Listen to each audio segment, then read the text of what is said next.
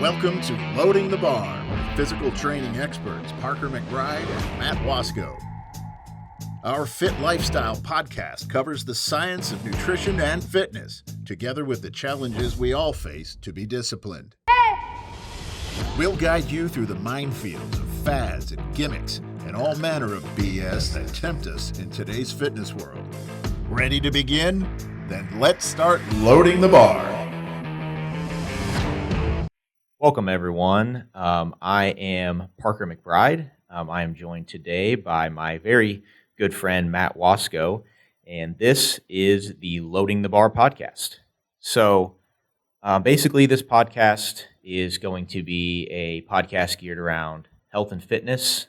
We want to deliver to anybody who's willing to listen our knowledge about health and fitness and help you guys along your journey to bettering yourself. So it's going to be me. It's going to be Matt hosting this podcast. How you doing today, Matt? Glad to have you here. I'm good. Thanks for.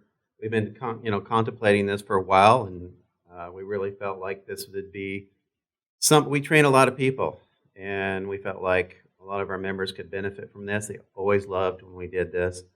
They would listen to it on their walks. They would listen to it while they drive. They'd come and talk to us about new things they learned. So we felt like it's a missing component, and we felt like we needed to bring it back. Well, I think one of the best things about it is that it's easy for everybody to listen to one broadcast. Essentially, that's what this type of thing is. It's broadcasting. It's sending out one communication that then everybody can listen to. Because, like Matt said, we're both personal trainers. We've trained a lot of clients. We do a lot of group training and things. So it's very hard to, when we're working with a client, to spend a lot of time dedicated to discussion about some of the deeper subjects, Right. Especially as you get into nutrition or mindset. Right. And instead of having to have lots of very small, high-level conversations, we can kind of take a deep dive in a platform like this, and we can really talk about the nitty-gritty about health, fitness, mindset, all that good stuff. Yeah. I think that one of the things I find I'm always talking to our trainees about their lifestyle, what they're eating, their nutrition, their form, their why, the philosophy, the science. I'm always talking to our trainees about that, and we have a lot of new people as well, and but it's nice to have be like, what did Matt say or what did Parker say, and then that reinforcement. This day and age we have so many distractions, and the more times you hear it, the better. And so why not put it in the podcast? It's kind of a reminder. Absolutely. People forget. It's easy, especially as trainers. It's easy to have clients. There's clients I've been a personal trainer for going on 3 years. I think Matt, 2 years or a little over. A little over 2 years. Yeah. So, there's trainees we've had the entire time, and it's easy to think, well, I've taught them this 2 years ago, back when I first started, and they should know this, but it's easy to forget. People have busy lives, and that's why we're here, is so they don't have to put as much headspace towards their health and fitness. I think a lot of people appreciate that. They come in. There's some people that pick it up really fast. There's some people. The reminders have to be there, and I think so. Having a podcast just to reinforce some of the ideas, some of the reasons why we do what we do. So, absolutely. So, I want to talk real quick before we really dive in. I said at the beginning, this is called the Loading the Bar podcast.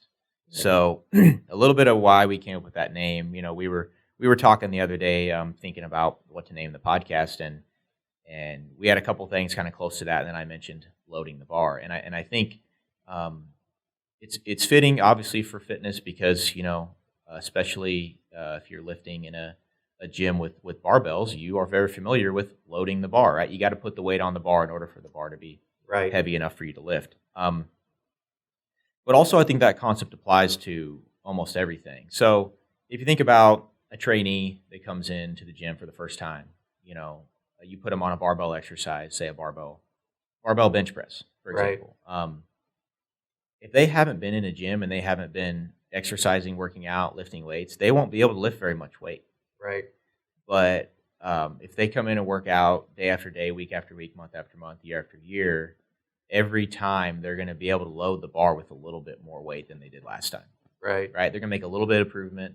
And after a number of months or even years go by, that bar is going to be loaded with a lot more weight. Right. And so that concept of progressive overload applies very directly to working out in the gym, but it also applies to everything else to do with health and fitness. And it also applies to just everything in life in general. Small steps every day, little by little every day. And then in the end, we're going to reach our goal. So that's kind of a little bit of that deeper meaning. Yeah, I think one of the things we were discussing is like, is loading the bar going to make people feel like excluded? Like, well, I don't load the bar. Well, essentially, everyone loads the bar to their level. Right? Exactly. Everyone has, I think of, some of our clients this morning. Like we have a young kid named Wyatt. He puts on a 25 and a 10, and that's loading the bar. That's where he's at, and that's fantastic, right? So everyone's at different places, so it's always loading the bar. So we felt like it would actually fit. We did, at first we were kind of like, well, is that going to separate people? No, it's exactly what everyone does. Yeah, it's kind of like you versus the bar in a way. Whatever weight you put on, it's you versus that, and that's if you're just the bar by itself, or if you're 400 pounds. I mean, it's you versus the bar and whatever weight's on there. So you can always load it up to a weight that's challenging for yourself. You find it's funny you mention that because I'm not a person. I'm going off sidetrack a little bit here, but I'm not a person that is foul mouthed. But it's me against that bar. And there's times where like I'll have my a video recorded of me lifting, and I get off of there and I let out an expletive, and it's hard for me to watch, but it's like I'm fighting that bar. Do you ever feel like you were like that when you were lifting, or is it different for you? Yeah, I would agree. It's a little bit different than like someone one-on-one. I was a wrestler in high school, so like wrestling somebody, that's another person, and it's one-on-one against them, and it's very similar now to where if I'm lifting a weight, it's kind of me versus the bar, and you get in that headspace whenever you're trying to do something that you've never done before. Yeah. Right. Push yourself to a new height that you've never reached. Yeah, it's kind of funny because a couple of times I've been under that bar and I get the weight up and I'm like, screw you, bar, or screw you, weight. It kind of comes to life. Yeah, and I'm like, gosh, why did I let that F word out there? Anyway, but I think that's a great lesson for how we should tackle challenges in our life. Yeah, right. Tackle them head on. And sometimes there's a really heavy bar facing you, and that's not just in the gym. That's out in life, and we're all faced with some really tough situations and some hard things to get through. And then sometimes the bar gets really heavy, but we've got to have the wherewithal to know that we can push through, and that God's with us, and that we'll be able to see through to the other side. Yeah, no, that's a good point. I mean, it's if you have discipline in the gym and you accomplish certain things in the gym, and you also, and I think it's people that do know us know that Parker and I are very faith-filled guys. God leads us, and we don't want the gym just to be about our own personal endeavors. We're there for something much more than that. Our whole mission in training is to the way we communicate, the way we work with others. We're supposed to have a Christ-like attitude, and so that people see us differently, and we can help people reach their goals at the same time. So they work hand in hand. So it's just a vehicle, or it doesn't matter what job you do. Having a Christ-centric approach to what you do is very important. I agree. I think God has a calling for all of us. I think it's very clear, and I'm of the belief that those callings are often irrevocable. Mm-hmm. And not to dive too deep here, but there's a story, a biblical story of Jonah and the whale. And Right. if you read Jonah, God calls him to go to Nineveh and preach to the people, and he runs from it. Yeah, yeah. But God still gets him there, through a whale swallowing him, right? Right. So that's very much how I feel about my calling to help people with their health and fitness. It's a calling. It's something that I feel like I have to do, and one way or another, it's going to happen, whether I want it to or not. So, well, think about, and this is my own personal belief. I don't think there was a lot of necessity for gyms before the 20th century, because everyone worked with their backs and their hands. That's what they did. It was hard labor. There wasn't a lot of sitting. So you didn't have a lot of the weak backs you have today. And so I think because everyone just sits and they don't move for their jobs, gyms have a necessity. And people being healthy improves attitude. It improves your lifespan. It makes you more energetic. And let's face it, the more energy you have and the more healthy you are, the more charitable you are. If you are in good health, that makes me being charitable and doing the things that are Christ-centric in life easier to do than if you're on a couch, no energy, eating terrible, feeling terrible. Those work against you. So, anyway. Yeah, I would say from a pretty early age, I learned that this was going to be very important. My own personal health and fitness journey, focusing on my health, focusing on exercise, being strong, Right. Able-bodied, having good nutrition, taking care of my body, having the right mindset to be able to tackle the hard things. Like, I realized how big of a role fitness was going to play in that early on. Right. And it's become a staple in my life. And because of that, I want to help others find the same thing that I've found. Right. Kind of, it's interesting you said early in your life, and it kind of segues a little bit into where we both came from. I was in marketing for 30 years, and I always kind of maintained my health, and not to the level I do now.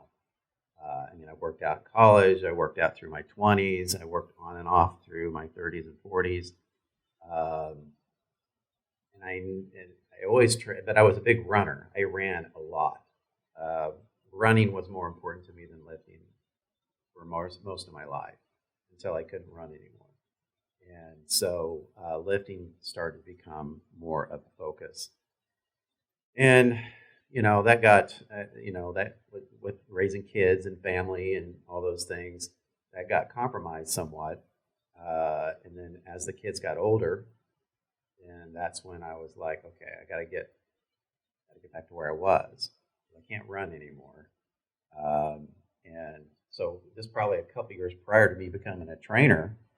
I was still in marketing, working long hours, but I still would go and work out, make sure I got that time in. And I learned probably what you learned, I should say aspects of what you learned early in life, I reaffirmed in my life. I knew all those things were important, but because of family and struggle, and I was able to slowly reaffirm those things and rediscover that why those things are so important. Because I've at 56 versus 20, you find that some things that came easily don't come easy anymore. Yeah, I've heard that plenty. I know that's coming. Yeah, coming for me as well. It happens to everybody. Right. So, yeah. So, but those habits set early in life, are what's going to help you be able to keep it later in life.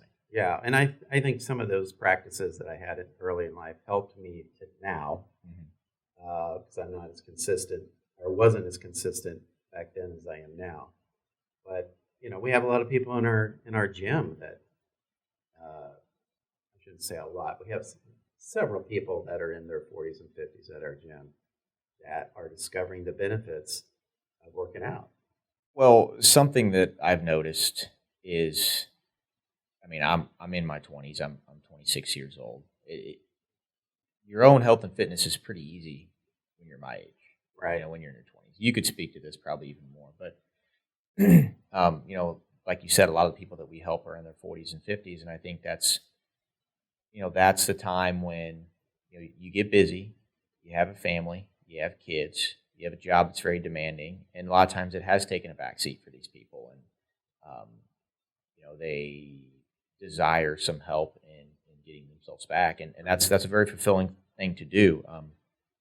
There's been many people that come in the gym and first day working out, and a lot of people since high school or college, they'll say, "Man, I haven't been in a gym since college," and they come in and they struggle, Right. even through some very basic stuff. Right. And we talk to them, we tell them, you got to stay the course, you got to stay committed. It's about building habits day after day, week after week. And there are some of those people that we still work with who are months or even years down the road, and they are at an elite level with their health and fitness. Yes. It can be done. And it seems discouraging when maybe you don't lose the weight as quick as you want to, or the weight doesn't go up on the bar as quick as you want it to. But given enough time, it will happen if you're dedicated to it. Yeah. Yeah, I think it's why we always talk about, I know we've talked about this many times in different times of our training, but I think it's why it's important that when we come in, both as trainers and for our clients, that don't make the gym experience something that I'm here that I can reach that goal, and I'll be happy when I reach that goal. A lot of times you won't reach the goal. It's got to be, the gym is your happy time. That's you're investing in yourself, and embrace the grind. There's going to be good days and there's going to be bad days. But I hear it over and over and over. Just in probably 2 or 3 times in the last week, they'll say, I didn't want to come, but I'm here. And then at the end of the workout, I said, man, I'm so glad I came. And we all go through that every time, right? Like there's days where I'm sitting there and I know I have chest day, and then I got to roll those damn big dumbbells over, and I don't mind pressing them, but getting them in a position sucks. And so there's kind of that mental where it's switched. I just have to turn it on and get past the grind of rolling those big dumbbells around. And once I get past that, then I'm okay.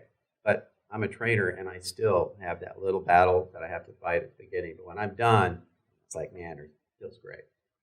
Oh, that's what I tell people all the time. I mean, we go through the exact same battles with ourselves that you guys go through with yourselves. I tell people that a lot. I'll put somebody through a really tough leg day or something like that, and they say, "Oh, that's why I love this, because I couldn't put myself through this." Right. And I wouldn't do it if it was up to just me on my own. Right. And that's why I kind of tell people, I'm like, well, I'm kind of the same way. Sometimes I get in for a leg day and I think, I don't want to push it that hard that day. So that being trained, even whenever you have the knowledge and have the skill, is still important, because it's forcing you to do something that you wouldn't otherwise want to do. As humans, we seek comfort. We seek the easy way out naturally. Right. And, left to your own, that's going to happen even if you know what you need to be doing.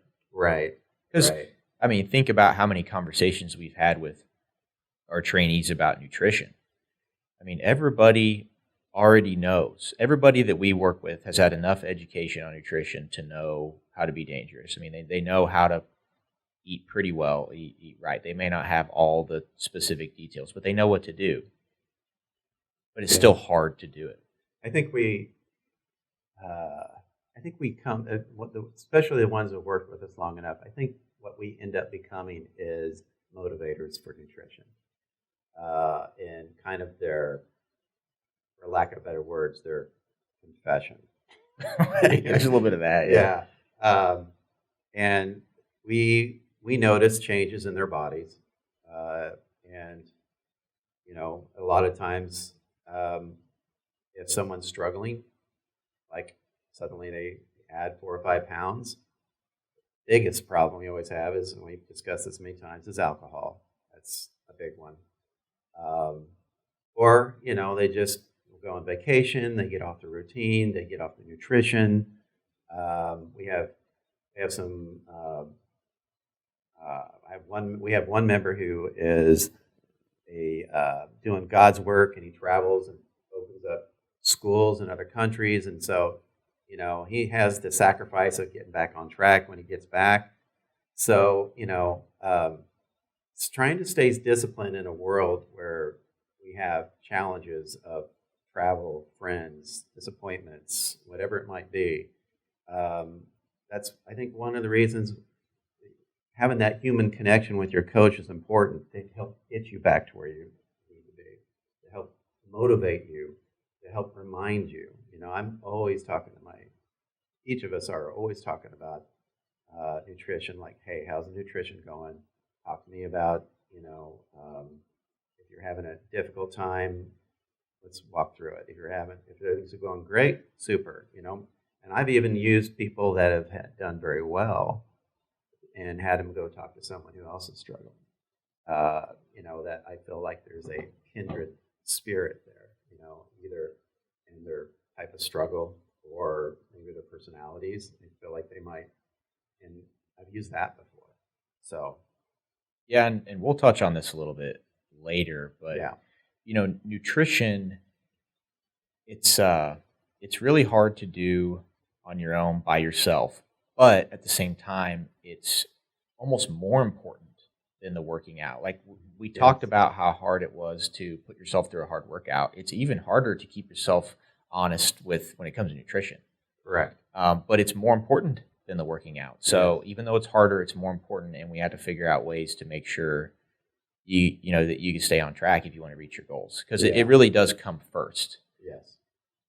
Well, it does come first, but I think, and we both agree that one of the things we believe comes even before that is the mindset. Absolutely. Yeah. Because discipline is what's going to drive both the nutrition and the working out. So there's a tiered system there that you have the mindset, then the nutrition, and then the workout. And those three components in that order are important for our members to understand.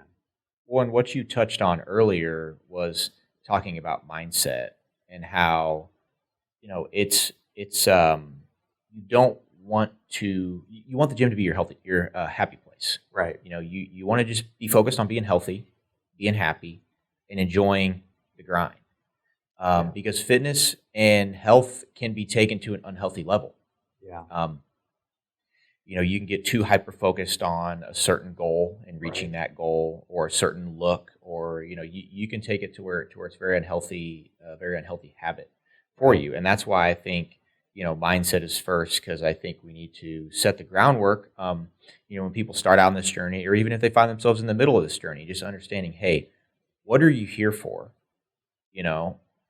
And maybe some people, maybe that is all they care about, is some goal of lifting a certain weight or something. But, what are you really here for? It's to be happy. It's to be healthy. It's for longevity, living longer, being able to do things longer into life. Like, that's what we're really here for. That's the mindset you have to start out with, because then that trickles down to everything else. Right.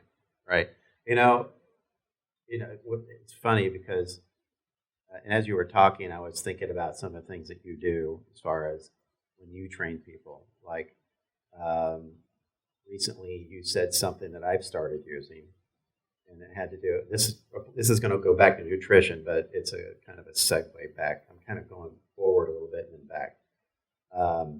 So if we take it down to the training aspect of this, something you say to people is exaggerate your shoulders. And I started incorporating that. It's like, and then I started getting better results.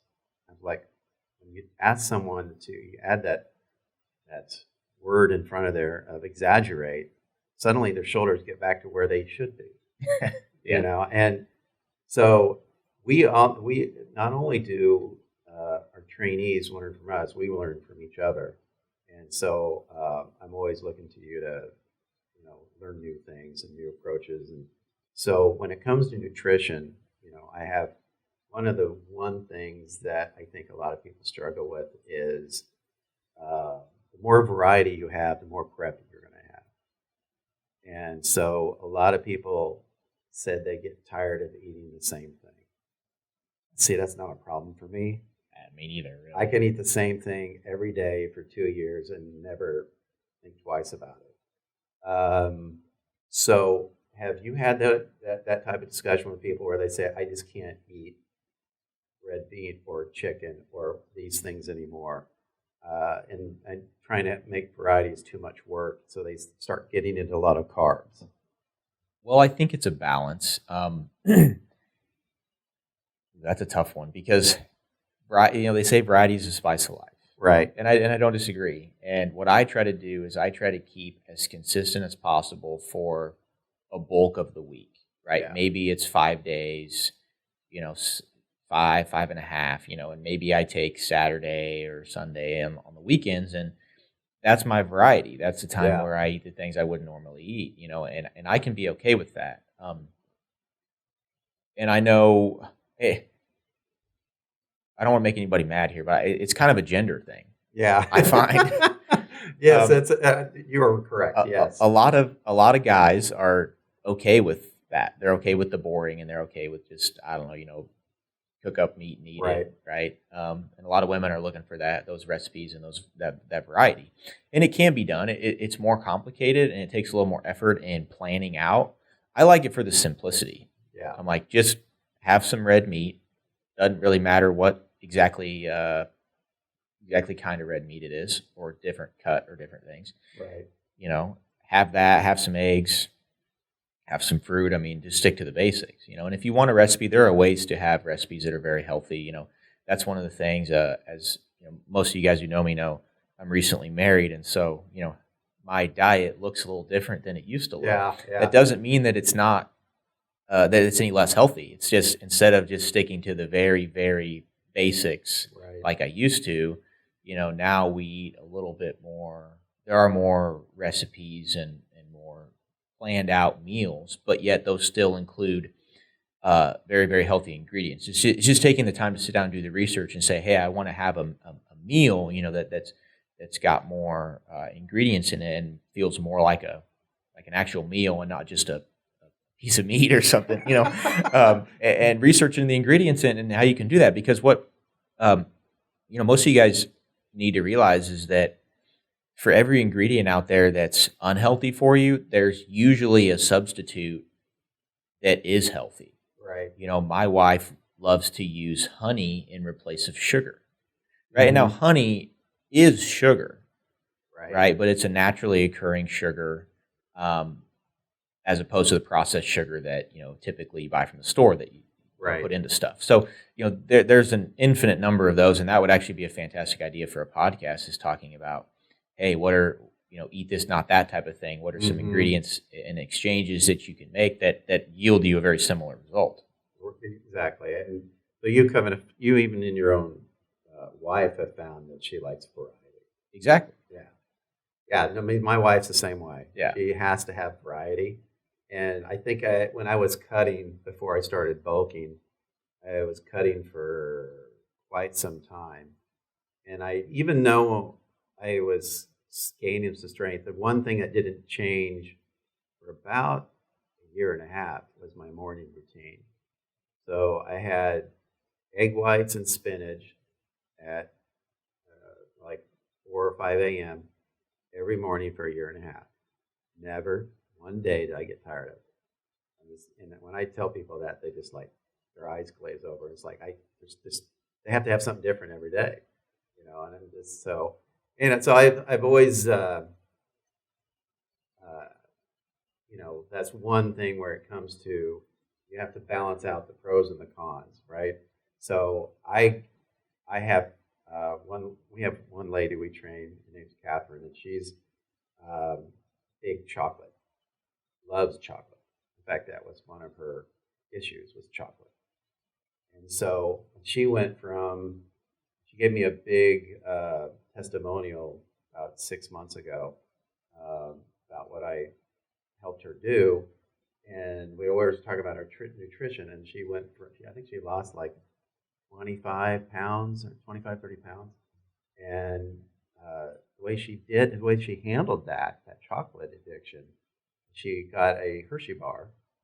She broke it up in little cubes. And after every meal, she had a cube. And somehow that was enough. And she lost all this weight. She looks fantastic. She does. Yeah, she looks really good.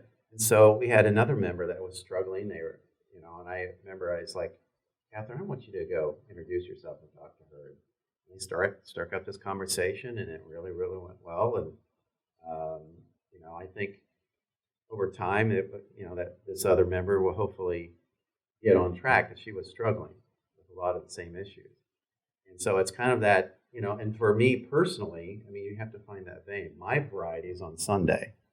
So I go to church Sunday morning, and then I go to the coffee shop and get me a pastry and a mocha every Sunday. It's the only time during the week I have that. I don't eat bread hardly that much, unless it's like Ezekiel bread or something. But I have that pastry and that mocha, and that's my big treat for the week every week. Well, and that's part of the theory behind cheat meals. Yeah. Is that you know what's coming and you kind of plan for it and look forward to it, and it keeps you honest in all the other times. So, right. You mentioned Catherine and her chocolate. She's a lot more likely to be honest and eat right when she knows that she's got that waiting for her at the end of the meal. It's like a reward system. Like you've got a little reward coming, or if you know you've got a cheat meal coming on Saturday night, it's easier to eat right Monday through Friday, because then you say, well, I've got this meal coming, and I'm delaying my gratification a little bit until then, instead of just eating bad right now. And I think that works for a lot of people. It's just finding the right balance. And that's why, I love what you brought up about having her talk to another trainee who is struggling. Because what I find with a lot of our members, a lot of our trainees, is that sometimes, even though we try to relate to them, there's a little bit of a gap there, a little bit of a lack of relatability, whether that comes to, for me, I find usually has to do with my age, right? I can talk to somebody all I want about nutrition, working out, whatever, but they're still going to, especially if they're in their 40s or 50s, they're going to say, well, you're a 26-year-old kid. Like, you really don't understand what I'm going through, and you don't really know what works for me. Right. And to an extent, they're right. Now, with that said, I've worked with a ton of people that age, and I understand what usually works for them. So, if I tried to tell somebody something and they weren't getting it because they had trouble relating to me, finding somebody they'd relate to better, that's gone through it, that has that similar, like I don't struggle with chocolate, for example. So if I'm telling someone just don't eat the chocolate, they're gonna be like, well, what? You don't understand, because you don't see it the way I see it. Right. Whereas if I had Catherine, for example, go talk to him, and she's like, man, I love chocolate, but here's what I do that works. And they say, okay, well, here's somebody who I can relate to, who goes through the same struggles as me, who has done it and been successful and seen the other side. Right. And now I can replicate that. So I think that's fantastic. So when another question I like, a lot of times when we're training at different times. So how do you approach people with, I've been leaning towards the carnivore approach, I'll be honest with you. And I understand that people have to have some carbs. They won't go zero carbs. So I usually will kind of say, hey, try to get the majority of your protein through meat as much as possible, because of all the vitamins and minerals that are in there that don't have the inhibitors in them that vegetables do. Right? All the nutrients are readily bioavailable for you from meat. And so I try to steer them towards as much meat as possible. We have a lot of people that struggle to eat even 6 ounces of chicken in a day. And I try to keep their fats kind of high and their carbs kind of low. And that's kind of a general idea, depending on because most of our people are trying to cut. I only have a few people that I can think of that are going the opposite direction, trying to get stronger and stronger and stronger.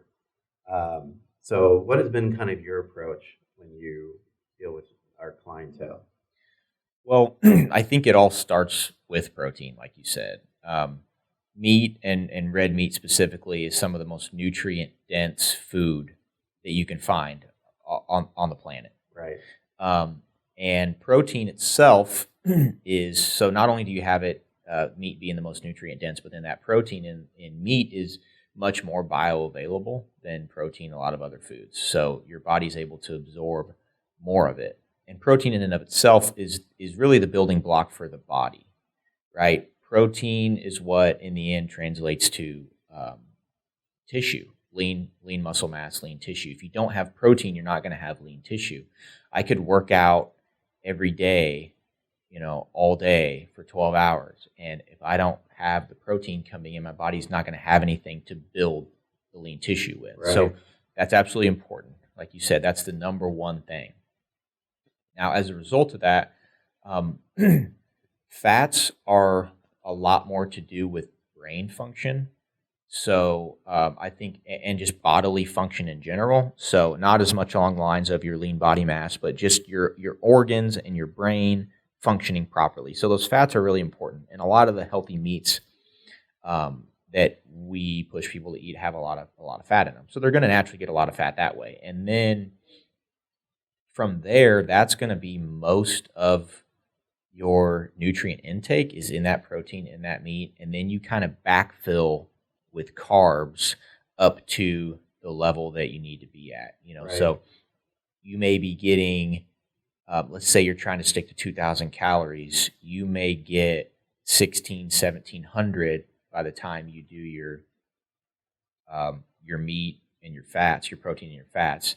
And then you would just be able to backfill up to that 2,000 with carbs. And another thing with carbs, we're gonna always also push whole foods when we can, which is going to be, fruit, natural carbohydrates, rice, potatoes, things like that. Right.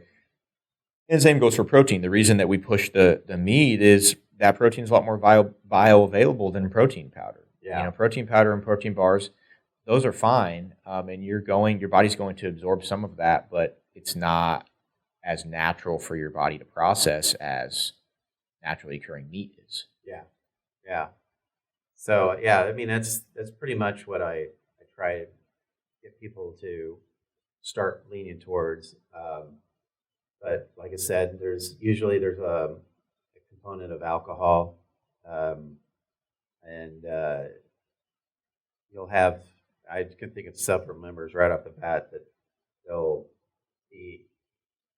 stop with alcohol for a period of time, and then a big holiday comes up or a big special event or a birthday, and that is like, gotta have the alcohol. It's part of the celebration, and then it kind of gets them on a journey again. That's have to break again. So that's one of the things that's a big problem with a lot of the members. Well, I think that's a really interesting concept because I see that a lot with vacations too. Mm-hmm. You'll have somebody who they come in the gym and they're all excited and ready to go. Maybe 1st of January, right? And they're excited and ready to go. They've got a vacation coming up in a few months and they want to get in really good shape. They're in the gym every day. They're on their diet really well. Their mindset is locked in. Right. Because they want to be in good shape for this vacation. And then the vacation comes, right? And no one's going to be on it on vacation. So they get off the rails, like you said, alcohol, eating bad food, not working out. Because they've worked hard and now this is like the reward is the vacation. Well, then when they come back, it's hard to flip that switch and get back on it.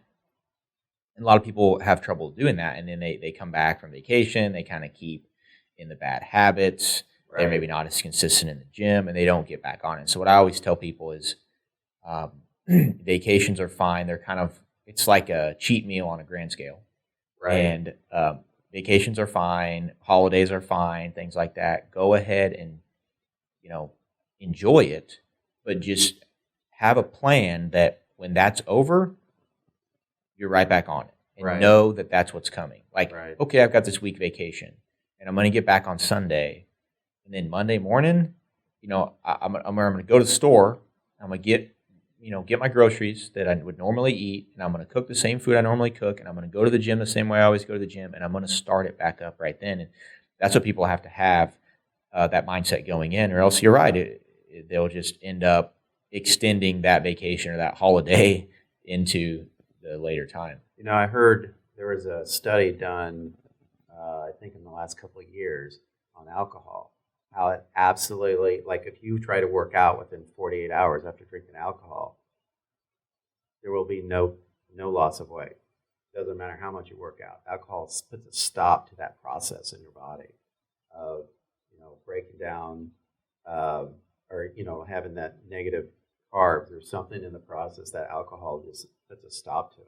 Well, it's highly, highly inflammatory. I mean, it's kind of like a form of poison, and that's kind of hard to think about. But your body has to deviate all of its resources towards attacking that when it's in your body, right? And fixing your body from that stress and that inflammation. And so, yeah, your body's not going to be focused on getting stronger, losing weight, anything like that, because it's under the stress of this alcohol that it's ingested.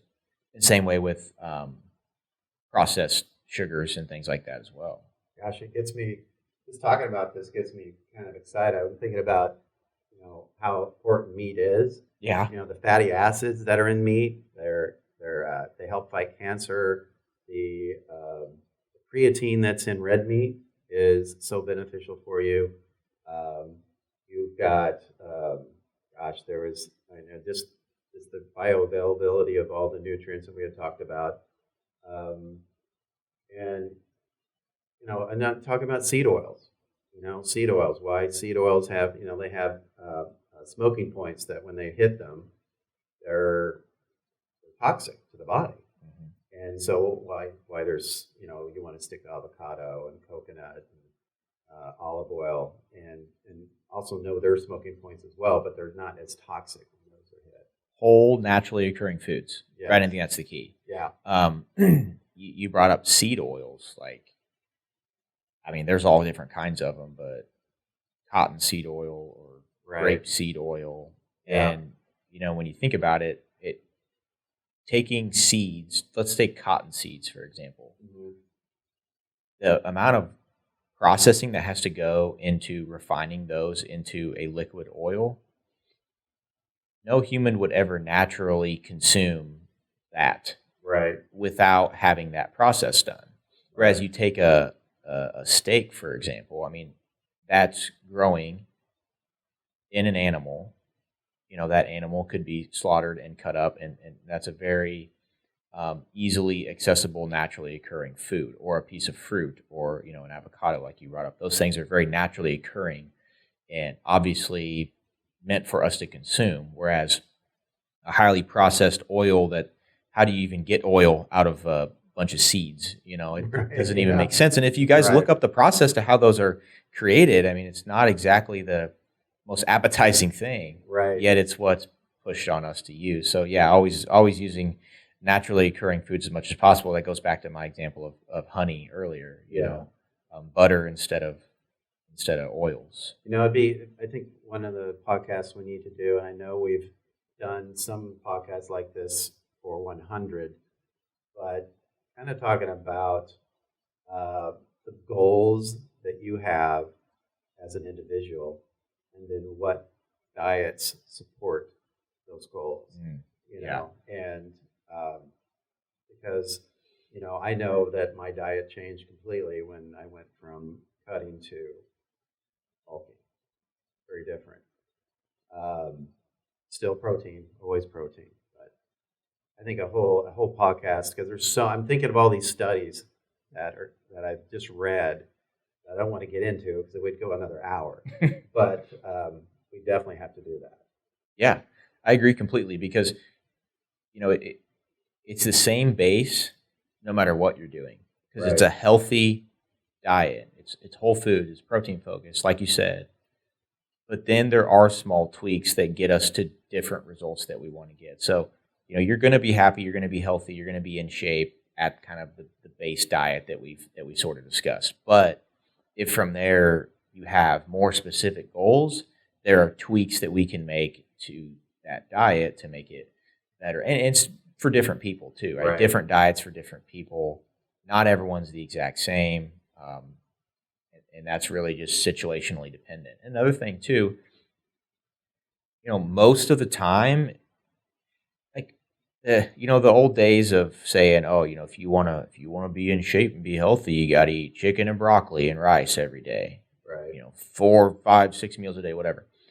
And the reality is there's a lot of flexibility. It kind of like when we're talking about it here, it makes it seem like it's not flexible, but the reality is, you're not going to get away with not eating meat. That's kind of the Right. probably non-negotiable. If Right. you're a vegetarian, it's going to be very tough. But if there's some meat that you like that you'll eat, and there's a few things you don't like to eat, you don't have to eat anything that you just absolutely refuse to eat. That's one of the things when I am nutrition planning for a client, it's always, what do you not want to have to eat? Right. What are you going to refuse to eat? Because Right. I'm not going to try to shoehorn you into, a shoe that doesn't fit. If you won't eat this, I'm not going to make you a plan that has this in it, because then you won't eat it. That's right. So there's always a solution. There's always a way to make it work. It just might have to look a little differently. So, don't ever be discouraged if you think, well, I know I need to be eating chicken and broccoli and rice, but I don't like it. Well, that's okay. There are plenty of options out there. There are fish. Fish is fantastic too. Certain kinds of fish. That's also included in meat, not just red meat and chicken. Yeah. Still eating those sardines? I eat them sometimes, Yeah. And they're really good, I think. But yeah, they're not for everybody. Well, I enjoyed them, but I just got tired of the olive oil Yeah. going everywhere. Oh yeah.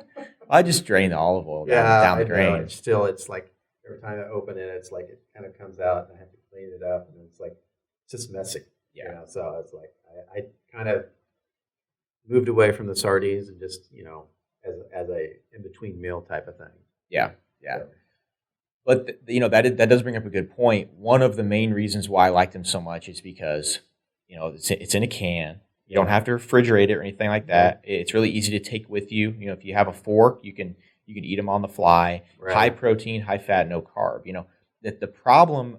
One of the big problems I see with people is snacking. I have people ask me all the time, how can I on the go take with me food that I can eat that's high protein, that's healthy for me? And it's hard, right? Because It is. if you can meal prep and cook up your meat and some rice and whatever, but you gotta keep it in the fridge. You gotta have a way to warm it up, and there's all these obstacles in the way of just saying, "Hey, I just want to be able to. I'm on the go. I just want to pick up something and eat it." There's not very many good high protein options for that out there, but those sardines are one of them, or a can of tuna, same way. It's not exciting, but it gets the job done. Yeah, I think that you kind of hit upon something. I think the biggest challenge that I've come across is the amount. People are kind of surprised at the amount of protein they need to eat. More than not, people are eating about half of what they need to have for protein. And I tell them, well, you're not going to turn it on overnight. It's not going to be something you're like, I'm going to go from 60 grams of protein to 150 overnight. It's probably going to take you a little bit of time to figure out how to get that in.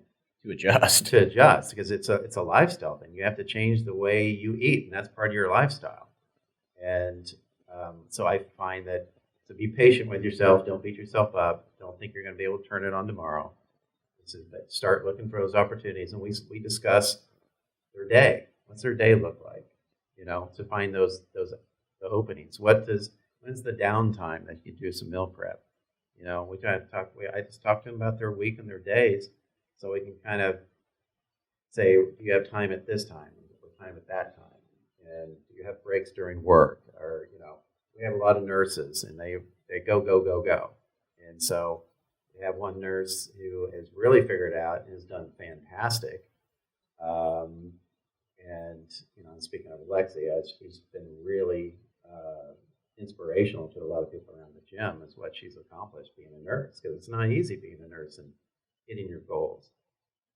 That kind of takes me to another point. If you allow something to be an excuse for you, then it will, right? So if you tell yourself, well, I'm a nurse, and so my schedule doesn't allow me to eat right, then you won't.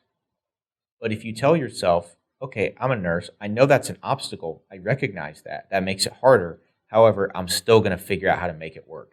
Then Right. you will. And that's really Right. what it boils down to. All of us have obstacles. All of us have things that make it harder to accomplish our goals. Be committed to figuring out how to work around it. And that's part of the reason why me and Matt are here is, hey, I have a challenge. I'm having trouble figuring out how to work around it. Right. How can I work around it? We have answers. There's a way to do it no matter what. Everybody, given their situation, can be healthy.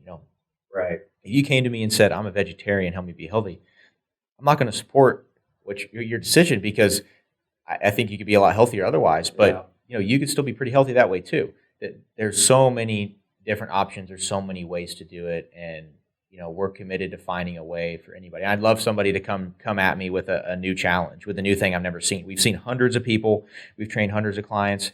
We've seen progress in all those clients. And I've seen a lot, but show me something I haven't seen and I'll figure it out. Yeah. Well, I think it's show me something I haven't seen and I'll figure it out. It kind of goes to you resort to your knowledge base of how things work. That's why you can figure it out. It's kind of like the same as if we see a new type of exercise. Maybe we've never performed it for ourselves. We understand how the muscles work to accomplish that. So, I know we've had discussions like, I haven't done that exercise before, but I know what it's doing and I can perform it, right? And so when it comes to nutrition, it's the same thing. It's understanding the principles of nutrition. And then, so whatever that struggle is, it's just about understanding their struggles, the mindset, where is it in the mind that's, causing them to trip, not reach the nutrition they need. So. Yeah. And when it comes to working out, like you said, and I think that applies a lot to exercise selection too. Yeah. Because, no matter what, say, piece of equipment you have or setup you have or gym that you work out in, you figure out how to get the job done. Yeah. Given a certain amount of equipment, say you want to do, you want to work your chest doing a pressing movement, right? Right. There's so many different things you could do. An excuse is not, I don't have a bar. Okay, I can't do bench press. Well, dumbbells. I mean, you can find about anything. You brought up earlier about how gyms are only a necessity now because of our lack of activity. Right. Well, they weren't a necessity before, but nobody had gym equipment. Right. They're lifting things out on the farm and stuff, Mm-hmm. So I mean, you can get it done even with a lack of equipment. It's about a commitment to get it done and a commitment that you're going to. And that's why we lead with mindset, is because if you come in the door and you truly are committed to getting it done, it doesn't matter what your schedule looks like, what your life looks like, what, how hard it's going to be, or what your gym schedule is going to look like. Maybe maybe your schedule doesn't allow you to get in the gym very often. That's okay. You can still get it done if you have that mindset, and that mindset is absolutely crucial. You have to have that first, and the rest is easier. Mm-hmm. But if you don't have that mindset, people will think, okay, I would like to be in better shape, so let me go join a gym. And they show up and they work out and they go home. Mm-hmm. And the only thing that changed about their day was that they went to the gym. Everything else that they were doing before still stayed the same, yet they expect to get a different result. So 23 out of your 24 hours of the day are still the same. 90-something% of what you're doing is still the same as it was before, but you're expecting to get a different result. And that's not going to work. Right. And then you have people, maybe we talk about our 3 pillars: mindset, nutrition, and exercise. And exercise is the third one. So now let's go one step up the ladder again to nutrition. So let's say that you joined a gym and you got your 1 hour workout in a day. Then the other, let's say you have 3 meals a day that are 30 minutes apiece. And let's say you eat the right foods. 3 meals, 30 minutes a day. Well, that's another hour and a half. So now 2.5 hours of your day, you're doing good. But what if you still do the same thing on the other 20 1.5 hours a day, then you're still going to get the same result. Right. And so the problem here is that even if you do the little things like I went to the gym or I ate right, if your mindset's not in the right place, it's not going to matter. It has to be an all the time mindset. Right. Yeah. It's, I think Isaac asked me a few weeks ago, just caught me off guard. He was like, it wasn't what I said in the beginning. He goes, help people lose weight and accomplish your goals, what do you suggest? I said it's mindset, nutrition, and or mind, body, and nutrition, or something like mind, nutrition, and body. That was what I said. And I said, oh, so you're talking about being consistent. I said, it's a way of life, right? So getting from where people are struggling to where they can actually incorporate nutrition and health and good sleep. That's something we can't forget about. Good sleep and getting the exercise in, having all of those components, we have to, have patience, not only themselves, but we also have patience as they get closer to that to understand there's going to be a time period getting from there to there, and maintain it. Having those cheat days helps with those cravings that we all have. So it's real important that we understand it, that it's consistency, but it's a mindset. This is the way I live. Absolutely. 100%. Well, Matt, you got anything else you want to bring up here? I don't. We're coming up on our hour, so we'll be trying to do these every week.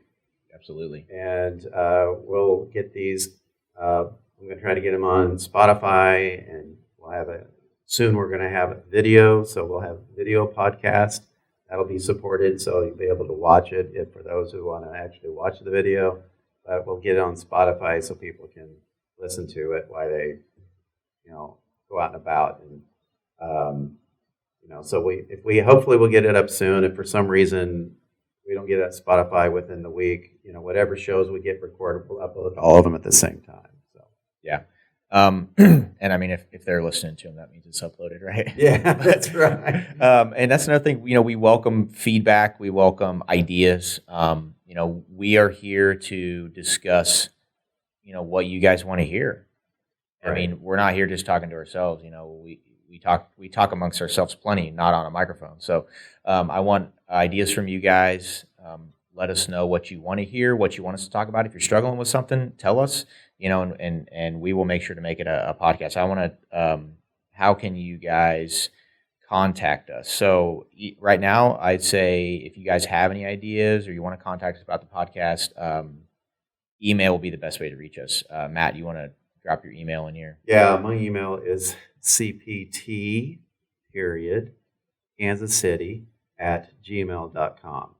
Perfect. So if you guys have any questions, that email right there is who to email. And if you have any ideas, we'd love to tackle them. Well, I want to thank you for joining me, Matt, on this first episode. It's kind of fun for us. First episode of the Loading the Bar podcast. And we look forward to many, many, many more of these podcasts and helping you guys out for many, many years to come. Thanks for joining us. It'll be fun. Absolutely. All right. Talk to you guys soon. Hey, look at you. You've completed another milestone by finishing this episode of Loading the Bar. Your future self thanks you profusely. Loading the Bar is podcasted from Kansas City, Missouri. Email us at cpt.kansascity@gmail.com. Forge ahead and share your progress. And we'll see you back here for another episode of Loading the Bar.